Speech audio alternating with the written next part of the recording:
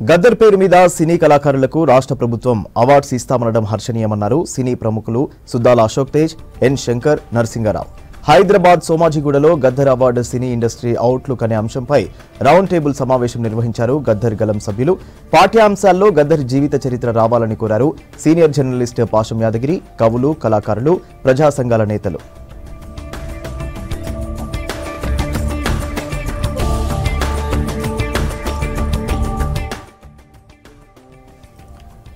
BRS ప్రభుత్వం ఉంటే గద్దర్ రూపురేఖలు లేకుండా చేసేవారని ఆరోపించారు వక్తలు.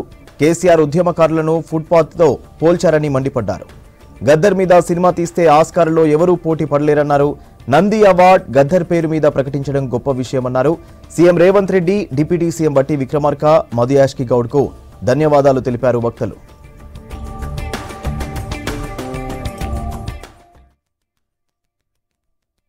ఇప్పుడు జ్ఞానపీఠ అవార్డు అనేది ఒకటి ఉంది. అసలు దేశం లెవెల్లో జానపద పీఠ అవార్డు ఎందుకు ఉండకూడదు? జ్ఞానపీఠ అవార్డు వచ్చిందంటే మొత్తం దేశంలో ఒక సంచలనం అవుతుంది. అప్పుడు నారాయణ రెడ్డి గారికి వచ్చింది, తర్వాత రావు భరద్వాజ గారికి వచ్చింది. ఎక్కడెక్కడో అనేక భాషలు ఉన్న వాళ్ళకి జ్ఞానపీఠ అవార్డు. ఆయన ఎవరు అనుకున్నావు? Jnanpith award.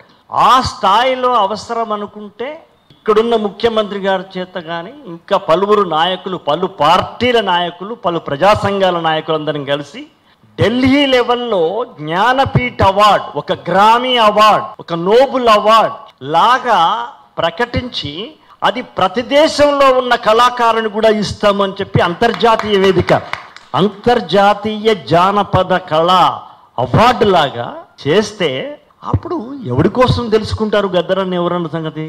They have to do. వాళ్ళు ఇప్పుడు మనం రష్యాలో వియత్నాంలో ఉన్న ఒకరికి ఇచ్చాము, ఒక జ్ఞానపీఠ పీఠ అవార్డు ఇచ్చినాము. బట్ తెలుసుకుంటాడు ఎవరైనా నాకు ఎట్లా ప్రకటించింది వీళ్ళు.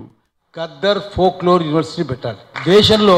ఒక్క కర్ణాటకలో హవేరీలోనే కర్ణాటక ఫోక్లోర్ యూనివర్సిటీ ఉంది, ఇంకెక్కడ లేదు. తెలంగాణలో పెట్టాలి. ఎందుకంటే తెలంగాణలో జానపద కళలన్నీ సజీవంగా ఉన్నాయి, రోజు రోజుకు అవి పరిమళిస్తున్నాయి. ఆంధ్రలో పోయినాయి, ఇక్కడ తెలంగాణలో బతుకున్నాయి అవన్నీ.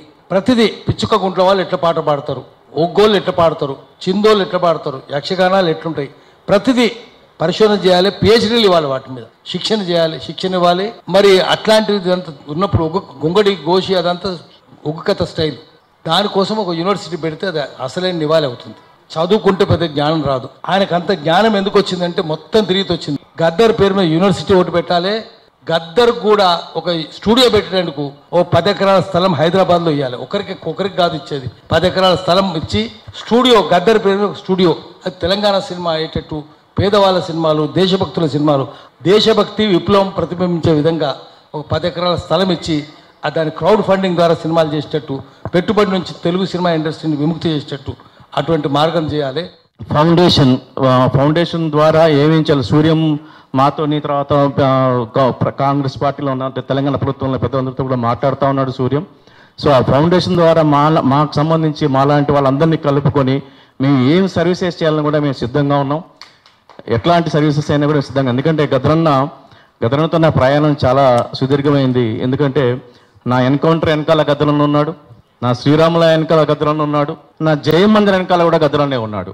జయమందిర తర్వాతనే మహాత్మా పూలకి వర్ధంతులు, జయంతులు గవర్నమెంట్ డిక్లేర్ చేసింది. ఈరోజు గద్దరన్న కూడా డిక్లేర్ చేయడం అనేది నిజంగా కూడా చాలా ఆనందకర విషయం.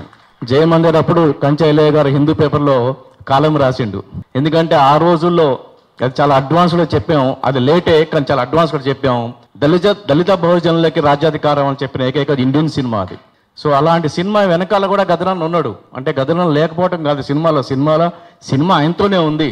ఆయన నిజంగానే ఆయనకు సాంకేతిక కారణాల లోపం వల్ల ఆయనకు ఉన్న టెక్నికల్ ఇష్యూస్ కావచ్చు, లేకుంటే ఆయనకు ఇండస్ట్రీ పట్ల కానీ, లేకుంటే ప్రభుత్వాల పట్ల కానీ ఆనాడు ఉన్న అభిప్రాయం కావచ్చు, ఇవన్నీ కూడా ఆయన సినిమా ఇండస్ట్రీలోకి రావడానికి అడ్డంకులుగా ఆయన నిర్ణయించుకున్నాడు తప్ప లిమిటేషన్స్ ఆయన పెట్టుకున్నాడు, ఎవరు పెట్టలేదు. ఆయన నిజంగానే బయటకు వచ్చి ఉంటే ఈ రోజు అవార్డులన్నీ ఆయనయే. ఈ అవార్డు గద్దర్ విప్లవ పీఠం అని ఎందుకు పెట్టకూడదు? అవార్డు గద్దర్ విప్లవ పీఠం ఈ అవార్డు అని చాలా మంది ఉన్నారు. తెలంగాణ మేధావులను అందరినీ పిలిచి విప్లవ పీఠం పెడితే బాగుంటుందా, గద్దర్ అవార్డు పెడితే బాగుంటుందా, ఏ అవార్డు అయితే బాగుంటుంది ఇండియా స్థాయిలో? ఆయన భారతదేశం విప్లవ వీరుడు కదా. అందుకనేసి అందరు నాగం మేధావులను అందరినీ, ప్రతి తాలూకా నుంచి, ప్రతి జిల్లా నుంచి మేధావులు అందరినీ పిలిచి ఆయనకు మంచి ఒక అవార్డు ప్రకటించి గద్దర్ అంటే ప్రజలంటే గద్దరే. దానికి గద్దర్కి ఏ పార్టీతో, ఏ ఆర్గనైజేషన్తో, ఏ వ్యక్తితో తన సభ్యత్వం లేదు. ప్రజలే గద్దరు, గద్దరే ప్రజలు. ప్రియమైన ప్రజలారా, గద్దర్ భారతదేశ వారసత్వ సంపద. అది నాకు ఎప్పుడు అర్థమైందంటే, సార్ ఎప్పుడు చెప్తుండే, ఆయన డిఎన్ఏని లెక్క చేయాలి. ఆయనను తీసి డిఎన్ఏని తీస్తే ఈ ప్రపంచంలో ఆయన అంత గొప్ప మేధావి లేడు అన్నప్పుడే నాకు ఆ రోజే, అంటే 2016లో 2015-16లో సార్ కలిసినప్పుడు ఆ మాట చెప్పింది. నేను నాన్న 3 పర్యాయాలు సార్ దగ్గరికి పోయి చర్చలు చేసినాం.